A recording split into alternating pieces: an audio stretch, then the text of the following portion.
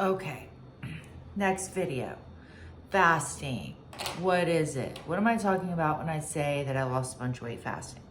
Okay, so there's intermittent fasting, right? And that's a good place to start.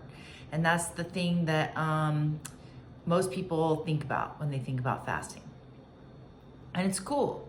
It's how I started out. It's how most people kind of used to eat back in the up to the 70s before we all started to get fat.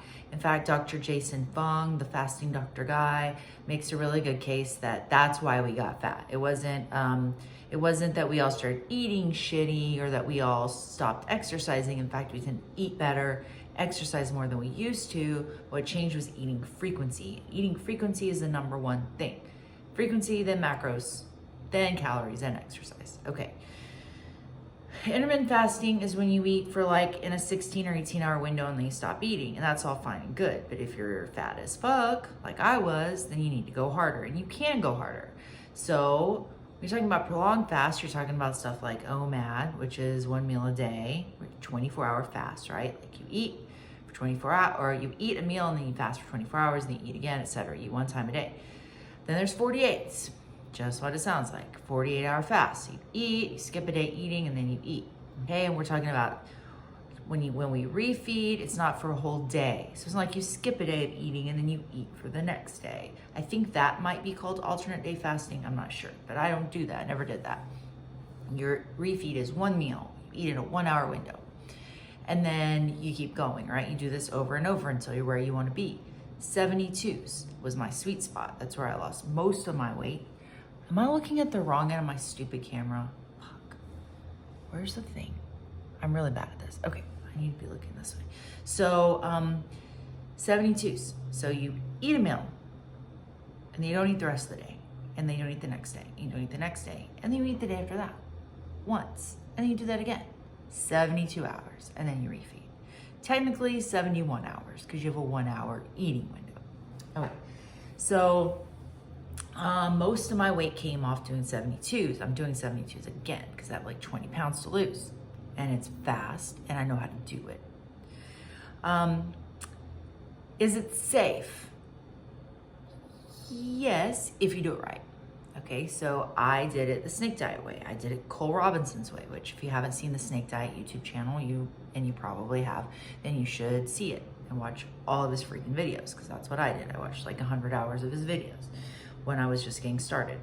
And I learned a great deal. I already knew a lot about nutrition and metabolism because I had a lot of health problems, and I fixed a lot of them myself by ignoring doctors and reading about insulin resistance. So when I was about 28, I had a period that lasted a year and a half.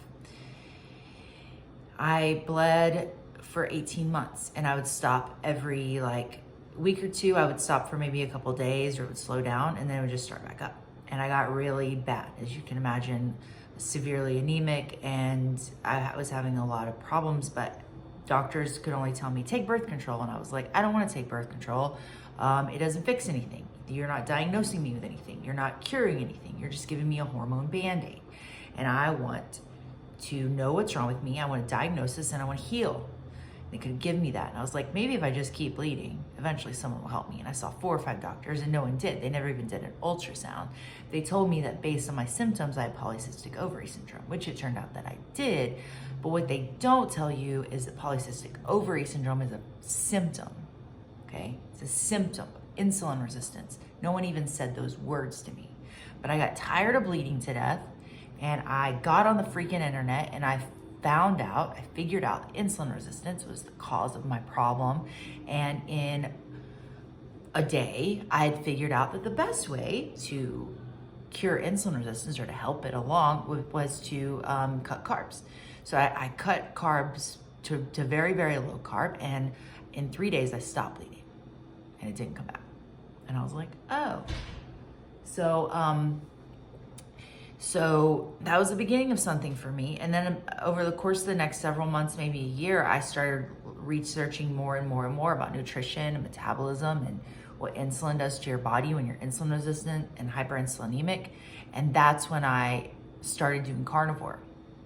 I did the carnivore diet, the strict meat only for 10 months cold, like not a single cheat, not even like a packet of Splenda, unsweet tea, water, meat, nothing. I didn't eat anything for 10 months that did not come from an animal, dairy and meat, okay? And I kept doing that because I lost 70 pounds in that 10 months. I kept doing that most of the time for the next 10 years. And during that time, I was very active in the carnivore community. I was in the original zero carb, what was the name of the original forum? I don't remember, but it started in 2010. But I plateaued, okay? I plateaued. I lost a bunch of weight and then I plateaued. And no matter how strict I was, I never got it off again. And that's because the frequency element wasn't there. The fasting element wasn't there. And that's why I'm kind of not in the zero carb community anymore. I don't really think, unless you have serious gut issues or health issues, I don't really think that zero carb, like meat only, is necessary unless you have something else going on.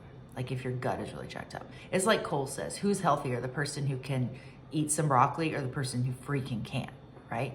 I think if you have the frequency element in place, the fasting element, then you don't need to be zero carb. Most people. However, I do think that zero carb is in a lot of ways a really cool movement because we've been given all of this false information about nutrition, about how, oh my gosh, you need fruits and vegetables and fiber, and if meat is bad for you and it causes heart disease. And we now know that, that's wrong. Although the mainstream nutritional community, doctors and nutritionists tend to be like 10 years behind the cutting edge of nutritional science, which is why they're still giving us this terrible advice about like, oh, eat 5 meals a day. And, if you just, count calories and exercise more, you'll lose weight and all this crap that we now know is not a good idea in the long term. So I still feel like a kinship with low carb or the zero carb community. That being said, my refeeds aren't zero carb because I don't feel like they need to be. It's great if you're really struggling with fasting and you're trying to control hunger. It's great if you have gut issues, like I said, pretty much any kind of gut issue. I watched people heal from lactose intolerance by doing meat only. I've watched people heal all kinds of things, ulcers, because meat is really easy to digest, which is the opposite of what we're told. But this is not a zero carb channel. This is a fasting channel. So, if you want to start fasting, if you have a lot of weight to lose, what I have people do when I coach them is I have them start out with low carb for 2 weeks. Really low carb, less than 40 grams net a day. Cole has people jump right in, and I think that's fine. It works a lot of the time. The reason I have people do it this way is because it's what I did, and I don't like telling people to do stuff that I haven't done.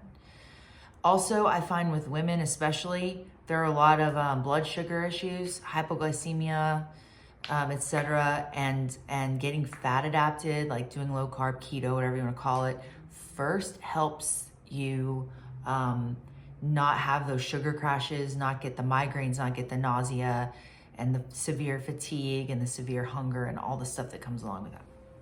So I have people do 2 weeks. The first week I have them intermittent fast. I have them do a 16-hour or an 18-hour eating window and under 40 grams net a day, and I make them write their food down because it helps a lot. Write down your net carbs. Second week, you go down to a 16-hour window. Same thing, 40 grams net. After that, transition to OMAD, 1 meal a day, and then up to 48s, and then up to 72s, because that's how I did it. I did it slower though, because I was scared of fasting. I didn't have, a coach or anything. And then I discovered Cole's YouTube, and I eventually got the courage to do the longer fasts. But I find that this way, people build up their will as well. It's not just a physical thing, it's a mental thing. Cutting everything and doing 72 hours, it works for some people, and there's a reason why Cole recommends it. But I find, I believe that will is a skill. And just like any muscle, you start with a little bit of weight and you add more and add more and add more. So you start with a 16-hour fast, and then you go 18, and then you go 24 and 48 and 72. That's what I did. And I've had a lot of success, even with people who have, like, I'm hypoglycemic. People are really scared of those symptoms, and I had them. I had hypoglycemic episodes, and I was pre-diabetic and all that stuff. But I haven't had a single person have trouble when they do it this way. Nobody's crashed, nobody's gotten really sick. They've all, because by the time you end that 2 weeks of low carb intermittent fasting, you're fat adapted, and doing, a 24 is so much easier. And once you've done 24, then 48 is nothing, and 72 is not that bad. So, if you want to lose weight, especially if you have a lot of weight to lose, I have a Facebook group. It's called Fasting Focus. You can search and find it and join. I have an Instagram, is Fasting Kristen. My Twitch is Fasting Kristen. I don't have anything on there yet. I have a Twitter that I just set up. And then you can email me, fastingkristen@gmail.com. And I do offer, private coaching, and, even for people who just have a couple questions, I'm happy to help. But this is something that, as long as you have your functioning organs, you can do it. You can do it. And people say, oh, but I'm diabetic. Well, if you're diabetic, unless you're type 1, in which case you need to go see Cole, because I have no experience with that. Unless you're type 1 diabetic, you can do this. In fact, this is what you need to do. This is what is going to heal you. If you have heart disease, if you have any kind of issues related to obesity, this is what you need to be doing. We are designed to fast. Our bodies store fat so that we can use them. We can use that fat as fuel in times of scarcity. Problem is, we live in a zero scarcity society. We are never in scarcity. We are always in surplus. Our ancestors did not have an Aldi on the corner. They had to fast when they had to, right? Like, we're out of food. We can't eat for a little bit. We're designed to use this body fat as fuel. So use it. That's what it's there for. It's not dangerous. If you have body fat, you don't need to eat. That's food. So don't be scared of it. If you're replacing electrolytes, which that's what snake juice is, if you're replacing your electrolytes, then you're going to be fine. As always, talk to your doctor before starting this or any weight loss program. Take your health into your own hands. But if you're replacing your electrolytes and you have body fat, fasting is not dangerous. It's only dangerous when you're dumb. So don't be dumb. I'm going to make another video soon about snake juice. Even though Cole has a million of them, I'm going to talk about my experience with it. And so stay tuned. Please subscribe. And there's going to be a lot more videos coming. So keep checking back.